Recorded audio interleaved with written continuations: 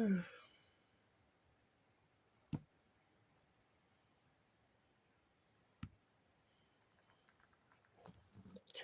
2.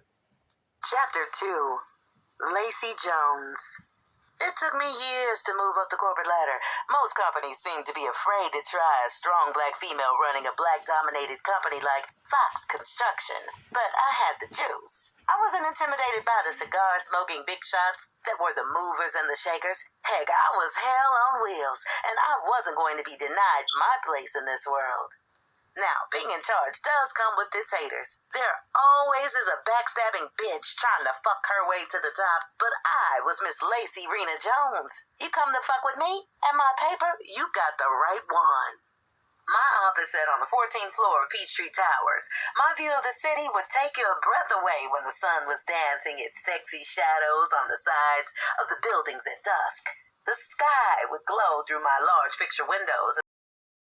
Lighted from the other buildings would light up the night sky. My secretary, Aviana, stayed behind after hours with me. She didn't have much of a life after work. She needed an outlet since her separation from her husband. She signed a prenuptial before she got married, and with her now pending divorce, she wanted nothing to do with men. She even told me she was thinking about becoming a lesbian. Now, was she serious? It's hard to say. We were out drinking and it came out after a few drinks of Long Island iced tea. Hell, I wanted to be an astronaut after a few drinks. I myself was between men. Georgia is full of married men who want to be players or gay men who want to pretend that they are straight. I just wasn't feeling the men. My last man, Vic, kept saying he needed to find himself. I got to thinking if a 45-year-old man is still looking for himself, I needed to let him keep on looking, but wouldn't be the one waiting. Good luck with that, I told him. Lose my number. Now, don't get me wrong, the last thing I was going to be doing is licking cat. Now, that was out.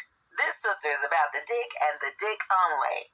I was looking over some contracts. My high-back leather chair was pointed looking out my window, catching the last of the sunlight before it got dark. The sun warmed my skin as it pushed through my opened blinds. My back was to the door that I had left opened. Then I heard a familiar voice. CEO, Miss Jones? I turned around, and who was standing there but my baby sister Larisha? I couldn't believe my eyes. She was now 28. I knew it was her birthday and had sent her $1,000 last week. She was going to law school in Champaign, Illinois, where we grew up. What are you doing here? I said, walking over to her with a big hug. Now, you didn't think I was just going to sit back with a pocket full of dead presidents and stay in Champaign, she said, smiling hard. You said it was my money to do with it what I wanted. So, with part of that, I bought a plane ticket. How did you get here? Well, I told Uber the address, and here I am, she said, spinning around.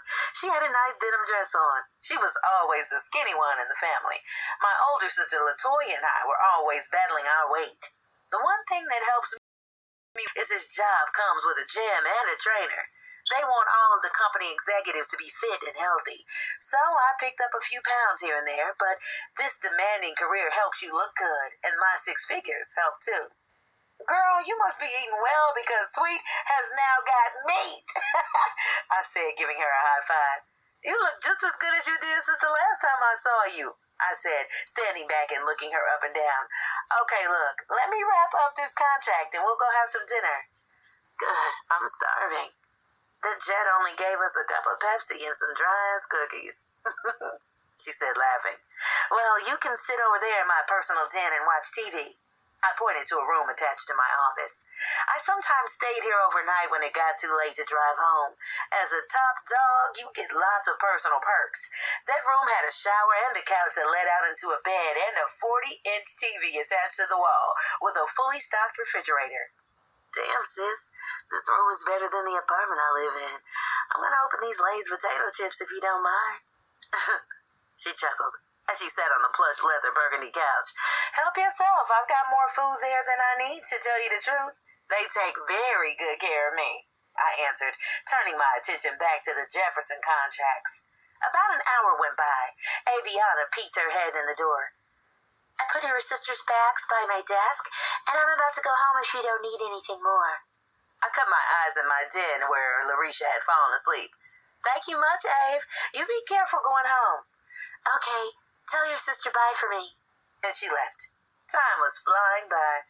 I didn't mean to stay this long, but my computer kept trying to print out the wrong file, and I was trying to fix it. Before I knew it, it was 2 o'clock a.m. There was no need trying to go out this time of night. Tweet was tired from the flight, tired from my hard day's work I had put in. I called downstairs and let security know we would be spending the night. I woke up Tweet and gave her one of my night shirts. I kept several changes of clothes and pajamas in a closet just in case I had to stay the night. I let the bed out, and we both were fast asleep, just like back home when we were little girls, and when we got scared, we climbed in each other's bed. At about 5 a.m., I heard what sounded like a voice. I looked over, and Tweet was out of bed and the restroom door was closed. I told you to leave me the fuck alone. How many times do I have to tell you that? I lay in the bed now listening to what sounded like Tweet arguing with somebody on her cell phone. I don't give a shit. Leave me the fuck alone, she said, trying to keep it in a low tone. But my sister has never been able to whisper. She sat in the bathroom for a minute, I guess, trying to gather her thoughts. Then she came out and got back in the bed. I waited and then asked, "You okay?" "Lace, I'm so sorry. I didn't mean to wake you." "Girl, please, it's Saturday. I've been out partying this early in the morning." "Really, Lace? You?" "Hell no, I don't party anymore. Just trying to make you feel better." I snickered. "Funny," she laughed. "I know you want to know, but we'll talk about it later. My head is starting to hurt." "Okay, Tweet, that's fine," I said, turning back over and going back to sleep. Before breakfast, I had security come take Tweet's leather suitcases to my Mercedes in the parking garage. We both got dressed. Tweet putting on her usual fitted animal print top and her tight low-rise shorts. My sister never wore a bra, so her boobs always looked like those of a stripper's. But that was her style. Hoochie. Every hot, horny guy would be all over us. I could tell whoever Larisha was talking to had affected her mood. She wasn't her happy-go-lucky self. I didn't want to pry. I just had to wait until she was ready to talk. I didn't want to take her anywhere near the lobby. Fortunately, the elevator would take us straight to the parking garage. I was crossing my fingers that none of the executives came in to do some extra work.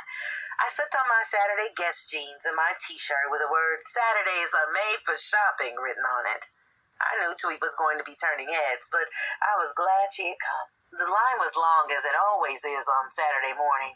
Larisha, who had been so excited, had turned it down a bit. Whatever that person meant to her must have been a lie. I tried to pick up the conversation with small talk, but not much changed. I could tell every time her cell phone rang, she looked annoyed, but didn't answer it. "So, how's school going?" I asked her, as we both waited in a long line to get seated at a table. "Well, it's a lot harder than I expected," she answered, looking at all the men who could barely keep their eyes off of her. She reached in her purse and pulled out some sunglasses and put them on with her long brown hair partially covering her left eye. It looked nice, framing her face. "Your hair is so pretty." "Thanks. I still have Gina do it. Do you remember her?" "The Gina who has her shop in her house on 4th Street? Girl, she has 2 locations now, and most of Champaign go to her to have their hair done."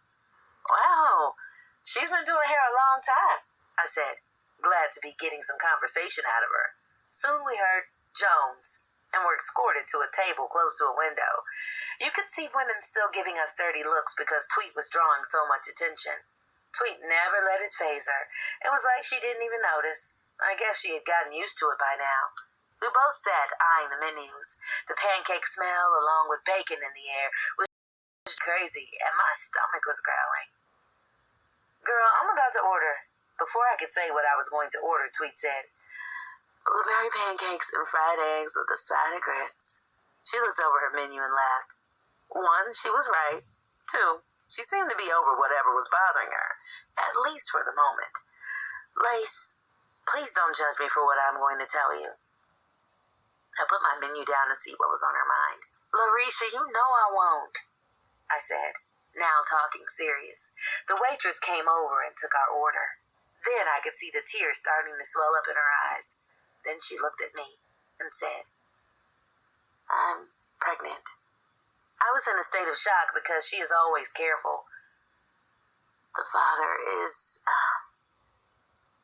a married man, she said. Does he know? She looked down, took a deep breath, and said, No, and he never will. I could tell by the hurt look on her face that she was serious.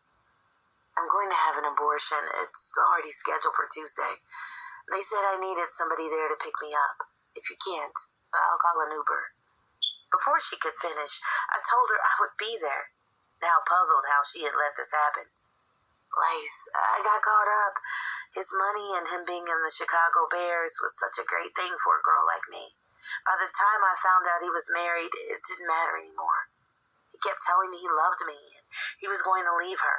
I know that's what they all say, but he wasn't even living at home with her, or so I thought. I found out that he had another house that his wife didn't even know he had. It turns out the bastard is a chronic liar. She shook her head as tears started to fall over her cheeks. I was so stupid. Look, it was a mistake. It happens to a lot of us. But why did he have to lie? Tweet, men fucking lie. I never want to see his ass again.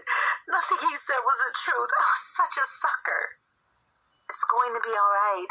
I'm here for you, I said, grabbing her hand. Well, let's eat. We'll talk about this later, I said. I knew we didn't need any more hurt at this point. At this point, the waitress had come with our food, and we proceeded to eat breakfast.